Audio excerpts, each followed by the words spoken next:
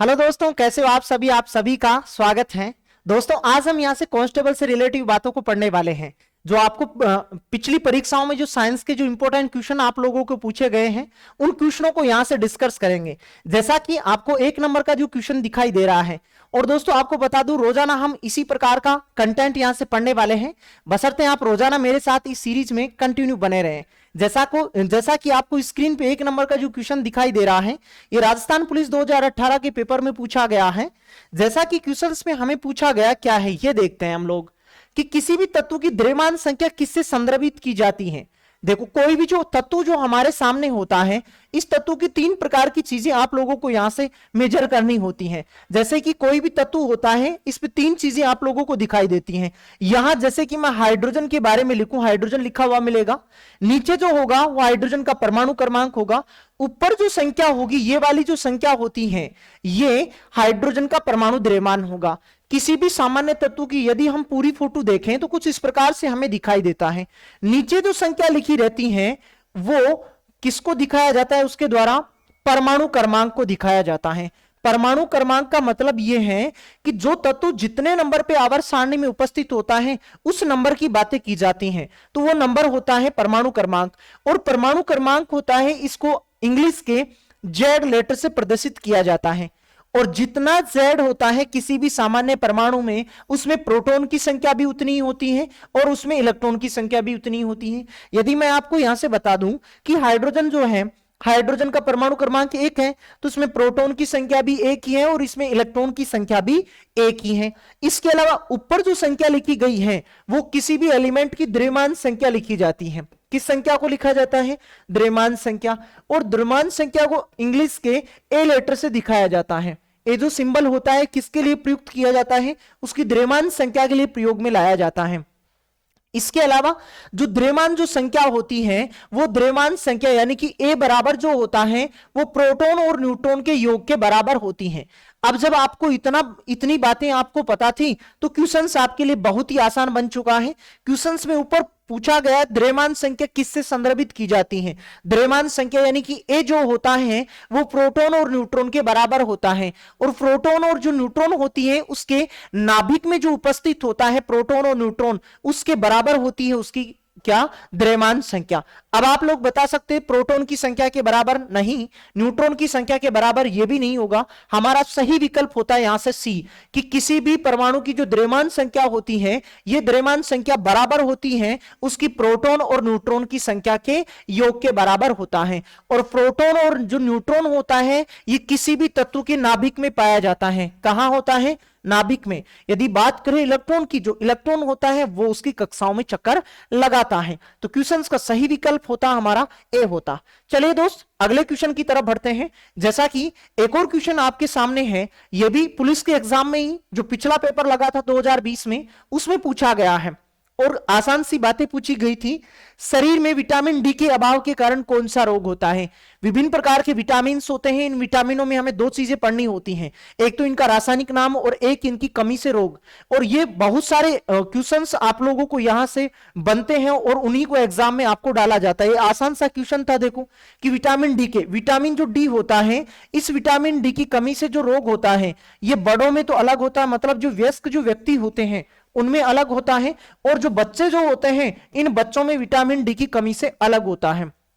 यदि हम बच्चों की बात करें विटामिन डी की कमी से होने वाले रोग की, तो विटामिन डी की कमी से जो रोग होता है बच्चों में, उसको तो कहते हैं दोस्त क्या?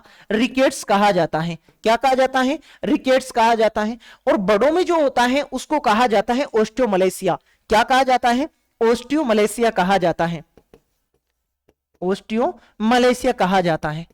अब ये विटामिन डी की कमी से होने वाली डिजीज थी, इनके बारे में आप लोगों को पूछा गया था। दोनों में जो भी ऑप्शन में आपको मिले उसको आप अपना सही जवाब बता ही सकते हैं कि विटामिन डी की कमी से। अब देखो, बच्चों में कहे ना तो रिकेट्स बताना होगा, और वयस्क या बड़े व्यक्तियों के बारे में कहा जाए तो ओस्टियोमलेशिया बताना होगा। और दोनों में से, अब तो खुशी की बात थी, दोनों में से एक ही हमारे पास ऑप्शन में था। रिकेट जो रोग होता है वो विटामिन डी की कमी से होने वाला रोग होता है, और जो भी किसमें होता है? बच्चों में। बाकी ऑप्शन की बात करें, बेरी जो होता है वो विटामिन बी की कमी से होने वाला रोग होता है।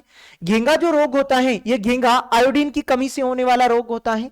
स्कर्वी रोग के बारे में बात करें, स्कर्वी जो होता है ये विटामिन सी की कमी से होता है। किसकी कमी से होता है?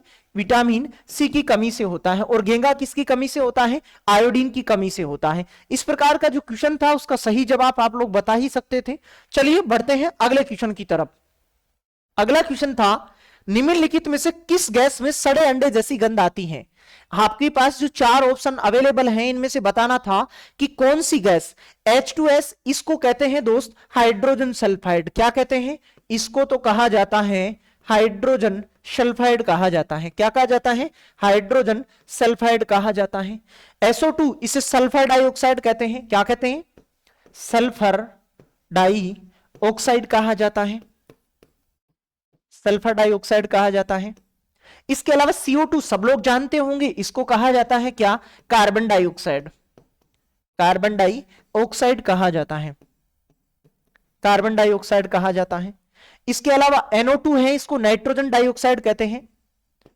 नाइट्रोजन डाइऑक्साइड कहा जाता है। क्या कहा जाता है? नाइट्रोजन डाइऑक्साइड कहा जाता है। अब हमें विकल्प का चुनाव करना था, वो आप लोग कमेंट में मेंशन कर ही रहे होंगे कि निम्नलिखित में से किस गैस में सड़े अंडे जैसी गंध आती है। सड़े अंडे जैसी जो गंध आने वाली जो गैस होती है वो होती है हाइड्रोजन सल्फाइड, जिसको लिखते हैं किससे? H2S से लिखा जाता है। हाइड्रोजन सल्फाइड आपका यहां से सही विकल्प होता। आगामी एग्जाम्स के लिए भी इंपॉर्टेंट क्वेश्चन है, तो आप यहां से सही जवाब दे सकते थे कि सर हाइड्रोजन जो सल्फाइड होता है उसमें सड़े अंडे जैसी गंध आती है। बाकी जो गैसें हैं इनकी भी कुछ इंपॉर्टेंट बातें हमें निकालनी होती हैं, वो भी आप लोगों को पता हो। एक नाइट्रोजन का ऑक्साइड होता है N2, किसे N2 कहते हैं, जिसे नाइट्रस ऑक्साइड भी कहा जाता है। इसे हास्य गैस भी कहा जाता है। क्या कहा जाता है? हास्य गैस कहा जाता है। तो ये 2 क्वेश्चंस ऐसे हैं जो बहुत सी परीक्षाओं में आप लोगों को पूछे गए हैं कि सड़े अंडे जैसी पूछा जाए तो हाइड्रोजन सल्फाइड H2S, और हास्य गैस के बारे में पूछा जाए तो नाइट्रस ऑक्साइड जिसे N2 कहा जाता है। तो जान पाए होंगे आप लोग। चलिए दोस्त बढ़ते हैं अगले क्वेश्चन की तरफ। हमारा अगला क्वेश्चन था, देखो कि मछली से प्राप्त कोड यकृत तेल निम्नलिखित में से किस विटामिन का एक समृद्ध स्रोत होता है? दोस्तों आपको बता दूं, विटामिन से एक ऐसा टॉपिक है, यदि पिछले पेपरों के यदि आधार पे यदि मैं बात करूं तो सभी पेपरों में, जो जैसे 2020 के बारे में बात करें, राजस्थान पुलिस 2018 के पेपर के बारे में बात करें, तो विटामिन का हर एक पेपर में एक क्वेश्चन आप लोगों को देखने को मिलता है। आगामी एग्जाम में भी कुछ इसी प्रकार का होने वाला है। तो विटामिन का जो टॉपिक है उसको आप सही तरीके से पूरा पढ़ के जाइएगा। तो जैसे कि हमें एक आसान सी बात पूछी गई थी कि मछली का जो यकृत का जो तेल होता है, इस तेल में कौन सा विटामिन पाया जाता है? मछली का जो यकृत का जो तेल होता है इसमें 2 विटामिन पाए जाते हैं। कौन से विटामिन? उन विटामिनों के बारे में बात करें तो एक होता है कौन सा? विटामिन ए, और एक होता है विटामिन डी। ये दोनों के दोनों विटामिन मछली के यकृत के तेल में पाए जाते हैं। लेकिन सर्वाधिक यदि बातें की जाती हैं तो सर्वाधिक होता है कौन सा? वो सर्वाधिक होता है विटामिन डी होता है। उसके बाद हम चुन सकते हैं किसको? ए विटामिन के बारे में। बाकी ए तो हमारे पास ऑप्शन में था ही नहीं, तो बाकी हमारा सही विकल्प होता है यहां से बी। यहां से सही जवाब होता कि मछली के यकृत के तेल में कौन सा विटामिन पाया जाता है। दोनों विटामिन पाए जाते हैं, ए भी पाया जाता है और विटामिन डी भी पाया जाता है, लेकिन डी विटामिन सर्वाधिक पाया जाता है। दोनों में से एक हमें ऑप्शन में मिल सकता है। यदि बाय द वे यदि दोनों ऑप्शन में हमारे पास हो तब हम पहले वरीयता देंगे किसको? विटामिन डी को देंगे। तो सही विकल्प हमारा होता है यहां से बी। यहां से सही जवाब होता। चलिए दोस्त अगले क्वेश्चन की तरफ बढ़ते हैं। जैसा कि अगला क्वेश्चन था हमारा, जल का घनत्व किस तापमान पर अधिकतम होता है? इसके पीछे भी ये बहुत सारी एग्जाम में पूछा गया है। ये राजस्थान पुलिस 2013 में पूछा गया था, ये रेलवे के पेपर में भी देखने को मिला है। बहुत सी परीक्षाओं में, जैसे जीडी का यदि 2021 का यदि पेपर देखें तो उसमें भी यही क्वेश्चन देखने को मिला था कि किस तापमान पर पानी का घनत्व अधिकतम होता है। 4 डिग्री जो सेंटीग्रेड जो तापमान होता है, इस 4 डिग्री सेंटीग्रेड पर पानी जो होता है, इस पानी का घनत्व अधिकतम होता है। जैसे जैसे 4 डिग्री से नीचे की तरफ हम बात करें तो उसका घनत्व कम होता हुआ चला जाएगा। तो सबसे ज्यादा जो घनत्व होता है वो कहां होता है? 4 डिग्री सेंटीग्रेड पर होता है। और इसके अलावा 2 इंपॉर्टेंट पॉइंट और बता दूं यहां से कि पानी जो होता है, इस पानी के क्वथनांक बिंदु के बारे में बात करें, क्वथनांक बिंदु, पानी का जो क्वथनांक बिंदु होता है, क्वथनांक का मतलब होता है उबलना। पानी का क्वथनांक बिंदु होता है 100 डिग्री सेंटीग्रेड। सेंटीग्रेड में पूछे तो 100 होगा। यदि इसी चीज को आप लोगों को फ़ारेनहाइट में पूछा जाए तो फ़ारेनहाइट में होगा 212 फ़ारेनहाइट, और केल्विन में पूछा जाए तो 373 केल्विन होगा। ये पानी का क्वथनांक बिंदु होता है। 100 degree centigrade, 212 degree Fahrenheit, 373 kelvin. ये हो सकता है आपको तीनों अलग अलग दिखाई दे रहे होंगे, लेकिन इन तीनों की इकाइयां ही अलग है, बाकी इनकी वैल्यू जो होती है वो बराबर होती है। तो इस प्रकार आप बता सकते थे पानी का घनत्व कहां अधिकतम होता है, 4 डिग्री सेंटीग्रेड पर अधिकतम होता है। क्वथनांक पूछा जाए तो यह बता सकते हैं। इसके बाद यदि पानी का हिमांक बिंदु पूछा जाए, पानी का हिमांक बिंदु पूछा जाए, हिमांक बिंदु, तो पानी का हिमांक बिंदु जो होता है यह होता है सेंटीग्रेड में 0 डिग्री सेंटीग्रेड पर होता है, और फ़ारेनहाइट में बात करें तो फ़ारेनहाइट में 32 डिग्री फ़ारेनहाइट होता है, और केल्विन की बारे में बात करें तो पानी का जो हिमांक बिंदु होता है वो केल्विन पैमाने पर होता है, 273 केल्विन होता है। तो क्वथनांक पूछा जाए 100 डिग्री सेंटीग्रेड, 212 फ़ारेनहाइट और 373 केल्विन, तीनों में से कोई भी आपके पास एक ऑप्शन में अवेलेबल होगा। पानी का हिमांक बिंदु पूछा जाए, हिमांक का मतलब होता है जमना, वो होता है 0 डिग्री सेंटीग्रेड, 32 डिग्री फ़ारेनहाइट और 273 केल्विन होता है। बाकी आपको यहां क्वेश्चंस में घनत्व के बारे में पूछा गया था, तो पानी का घनत्व अधिकतम होता है कहां, 4 डिग्री सेंटीग्रेड पर होता है। इस प्रकार की तमाम बातों को आप लोगों ने यहां से जाना होगा। चलिए नेक्स्ट अगले क्वेश्चन की तरफ बढ़ते हैं। हमारा अगला क्वेश्चन था, निम्नलिखित में से कौन सा जीव द्विकोष्ठ के हृदय वाला होता है। यदि मनुष्य के बारे में बात करें कि मनुष्य का हृदय कितने कोष्ठक युक्त होता है, तो 4 कोष्ठक, 4 चैम्बर पाए जाते हैं, जिसमें दायां आलिंद हो गया, दायां निलय हो गया, बायां आलिंद हो गया और बायां निलय हो गया। इस प्रकार से 4 चैम्बर युक्त होता है मनुष्य का हृदय। लेकिन यहां तो क्वेश्चंस में हम लोगों को पूछा गया था कि निम्नलिखित में से किस जीव का हृदय केवल और केवल 2 कोष्ठक युक्त होता है। मेंढक की बात करें तो मेंढक होता है कैसा, उभयचर। कैसा प्राणी है, उभयचर है। और उभयचर जो होते हैं, इन उभयचर में हृदय की संख्या तो 1 होती है, हृदय तो कितना होता है, 1 होता है, लेकिन चैम्बर के बारे में पूछा जाए तो चैम्बर होते हैं 3। चैम्बर कितने होते हैं, 3। यहां चैम्बर लिखा जा सकता है, कोष्ठक लिखा जा सकता है।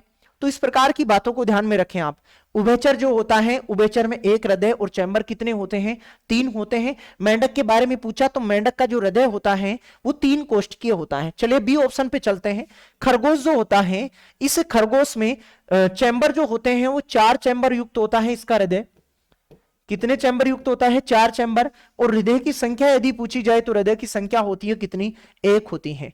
इसके अलावा सी ऑप्शन पे चले, मछली के बारे में दिया गया था सी ऑप्शन में। तो मछली जो होती है, इस मछली में एक तो हृदय होता है, हृदय की संख्या तो जो होती है वो कितनी होती है, 1 होती है, लेकिन चैम्बर होते हैं 2। कितने चैम्बर होते हैं, 2 चैम्बर होते हैं। और वो 2 चैम्बर भी कौन कौन से, एक तो आलिंद होता है और एक निलय होता है। यहां से लिख लीजिएगा, एक तो क्या होता है, आलिंद, और एक क्या होता है, निलय होता है। एक तो आलिंद और एक क्या होता है, निलय होता है। मेंढक के बारे में जाना है, मेंढक में 1 हृदय और चैम्बर कितने होते हैं, 3। खरगोश में 1 हृदय, चैम्बर होते हैं 4 चैम्बर या कोष्ठक। मछली, इस मछली में 1 हृदय होता है, चैम्बर होते हैं 2, जिसमें 1 आलिंद होता है और 1 निलय होता है। बंदर के बारे में बात करें तो अपने समान सारी चीजें बंदर में होती हैं। जैसे अपना हृदय जो होता है वो 4 कोष्ठकीय होता है और हृदय की संख्या 1 होती है। उसी प्रकार बंदर जो होता है, इस बंदर का हृदय भी 4 कोष्ठक युक्त होता है। इसमें भी, इसके हृदय में भी कितने चैम्बर पाए जाते हैं, 4 चैम्बर पाए जाते हैं। तो इस प्रकार आप लोग बता सकते थे। यदि 2 के बारे में पूछा था तो द्विकोष्ठकीय, द्वि चैम्बर युक्त होता है किसका हृदय, मछली का जो हृदय होता है, ये मछली का हृदय द्विकोष्ठकीय युक्त होता है। बाकी ऑप्शंस के बारे में भी आप लोग यहां से जाने होंगे। चलिए दोस्त बढ़ते हैं अगले क्वेश्चन की तरफ। हमारा अगला क्वेश्चन था, एटीएम का पूरे नाम के बारे में पूछा गया था। आसान सी बात है, आप लोग जानते होंगे। चलिए तो देखिए, फटाक से कमेंट बॉक्स में लिखिएगा कि एटीएम का पूरा नाम होता क्या है। एटीएम जो है, इस एटीएम का पूरा नाम भी आपको राजस्थान पुलिस 2013 के पेपर में पूछा गया था। दोस्तों इसी प्रकार आप रोजाना मेरे साथ रोजाना 8 बजे इस क्लास में जुड़े रहिएगा, क्योंकि हम सभी जो तमाम पेपरों में आप लोगों को जो राजस्थान पुलिस में पूछे गए जो क्वेश्चंस होंगे साइंस के, उन सभी क्वेश्चनों को हम यहां से डिस्कस करने वाले हैं। तो आप रोजाना मेरे साथ 8 बजे इस क्लास में जुड़ने के लिए तैयार रहा कीजिएगा। तो जैसे पूछा एटीएम का पूरा नाम, एटीएम का पूरा नाम होता है ऑटोमेटेड टेलर मशीन होता है। कई बार आपने ऐसे बोलचाल में ऐसे कहा होगा ऑटोमेटिक टेलर मशीन, ऑटोमेटिक नहीं होता है, ऑटोमेटेड होता है, ऑटोमेटेड टेलर मशीन। तो सही विकल्प होता हमारा ए, यहां से सही विकल्प का चुनाव कर ही सकते थे। चलिए दोस्त बढ़ते हैं अगले क्वेश्चन की तरफ। जैसा कि हमें दिया गया था, किस जीवाणु के कारण दही बनता है? जो दूध होता है, इस दूध को दही में बनने के लिए, दूध जो होता है इस दूध को दही में बदलने के लिए कौन सा जीवाणु काम करता है? अभी कुछ दिनों पहले जो रीट का पेपर लगा था उसमें आपको यहां से पूछा गया था कि दूध को दही में बदलने के लिए कौन जिम्मेदार होता है? जीवाणु। वहां तो सही विकल्प था हमारा जीवाणु, सही जवाब होता। लेकिन यह आप लोगों को जो राजस्थान पुलिस जो 2020 के पेपर में पूछा गया था, तो इसमें उस जीवाणु का नाम पूछा गया था। जीवाणु तो होता है, लेकिन कौन सा जीवाणु होता है? दूध को दही में बदलने के लिए जो जीवाणु जिम्मेदार होता है उसको कहते हैं लैक्टोबैसिलस। कौन सा जीवाणु कहते हैं? लैक्टोबैसिलस कहते हैं। क्या कहा जाता है? लैक्टोबैसिलस। इसी प्रकार ध्यान में रखिएगा, कहीं भी लैक्टो जो वर्ड होता है, ये लैक्टो वर्ड काम में लिया जाता है दूध के लिए। जैसे दूध में कौन सी शर्करा अवेलेबल होती है? लैक्टो शर्करा पाई जाती है। इसी प्रकार यदि उस जीवाणु के बारे में पूछा गया था इस क्वेश्चन में, तो बता सकते थे दूध को दही में बदलने के लिए जीवाणु जिम्मेदार होता है, लेकिन वो कौन सा जीवाणु? वो लैक्टोबैसिलस जीवाणु जिम्मेदार होता है। तो चुन सकते थे यहां से डी विकल्प में ऐसा कुछ लिखा गया था कि लैक्टोबैसिलस जो होता है वो दूध को दही में बदलने के लिए एक जीवाणु होता है। ठीक है, सही जवाब आप लोग चुन ही सकते थे। अगला क्वेश्चन देखिएगा। अगला क्वेश्चन था, टीवी का रिमोट कंट्रोल किन तरंगों के आधार पर कार्य करता है? टीवी का जो रिमोट होता है, इस टीवी की रिमोट में किस प्रकार की तरंगों का प्रयोग किया जाता है, वो हमारे को यहां से बताना था। चलिए तो देखिए बताइएगा कि टीवी का जो रिमोट होता है, इस टीवी के रिमोट में कौन सी तरंगों का प्रयोग किया जाता है? देखो कई बार हमें जब क्वेश्चंस नहीं आए तो ऑप्शनों को काटिएगा। जैसे एक्सरे की बात करें तो एक्सरे तो हड्डियों का चित्रण लेने के लिए किया जाता है। एक्सरे जो तरंग होती है इनका प्रयोग तो कहां किया जाता है?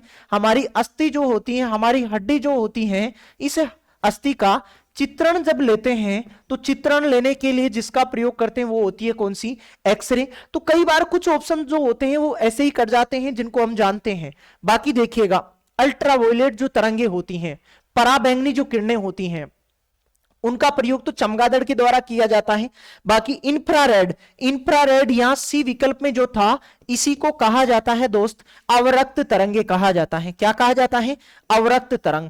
और इन्हीं अवरक्त तरंगों का प्रयोग किया जाता है हमारा जो टीवी का जो रिमोट होता है, इस टीवी के रिमोट में जो तरंगे प्रयुक्त की जाती हैं वो अवरक्त तरंगे, या ऑप्शन में आपको मिल सकता है इंफ्रारेड। तो सही विकल्प आप लोग बता सकते थे कि सर वो इंफ्रारेड या अवरक्त तरंगे होती हैं जिनको हम टीवी के रिमोट में प्रयोग करते हैं। तो सही जवाब आप लोग यहां से दे ही सकते थे। बाकी एक्सरे के बारे में भी पूछा जाए तो बता सकते हैं कि हड्डियों की चित्रण लेने के लिए इसका प्रयोग किया जाता है। और बाकी हमारे पास यहां अल्ट्रावायलेट जो तरंगे होती है, पराबैंगनी जो किरणें होती हैं, इन पराबैंगनी किरणों का प्रयोग चमगादड़ के द्वारा किया जाता है। चमगादड़ किसी भी अवरोध का पता लगाने के लिए जिन तरंगों का प्रयोग करता है उन्हें अल्ट्रावायलेट तरंगे कहते हैं। और इनकी आवृत्ति होती है 20,000 हर्ट्ज से अधिक, 20,000 हर्ट्ज से अधिक होती है। किनकी आवृत्ति? अल्ट्रासोनिक तरंगों की आवृत्ति। और इसके बारे में बात करें, आवृत्ति जो होती है ना, आवृत्ति, इस आवृत्ति का मात्रक जो होता है, यह मात्रक होता है दोस्त क्या? हर्ट्ज होता है। क्या होता है? हर्ट्ज होता है। यह भी इसका इंपॉर्टेंट पॉइंट है। चलिए दोस्त, आज की इस वीडियो में हम अंतिम क्वेश्चन तक पहुंच चुके हैं। और इस क्वेश्चन में पूछा गया क्या है हमें कि वायुमंडल की सबसे निचली परत कौन सी होती है? यह भी आपको राजस्थान पुलिस के पेपर में ही पूछा गया क्वेश्चन था कि वायुमंडल की सबसे निचली परत कौन सी होती है। वायुमंडल जो होता है, इस वायुमंडल में विभिन्न प्रकार की 5 लेयर पाई जाती हैं, जिसमें सबसे नीचे की तरफ आती है सौभ मंडल। कौन सी आती है? सौभ मंडल होती है। फिर होती है कौन सी? समताप मंडल होती है,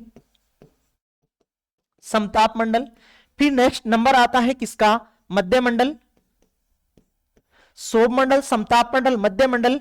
फिर होता है हमारे पास आयन मंडल, आयन मंडल। और फिर होता है बहिर्मंडल या बाह्य मंडल होता है। क्या होता है? बाह्य मंडल होता है। इस प्रकार की 5 परतें होती हैं।